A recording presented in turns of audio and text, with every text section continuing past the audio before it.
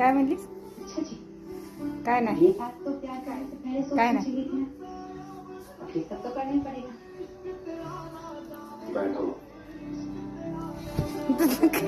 बघा हे कशा टीव्ही बघत पडलं हे पाय पडलं टीव्ही बघत आहे.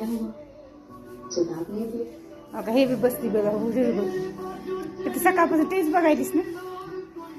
एक काम झालं समजायला सांगते मी किती काम करते किती काम करते.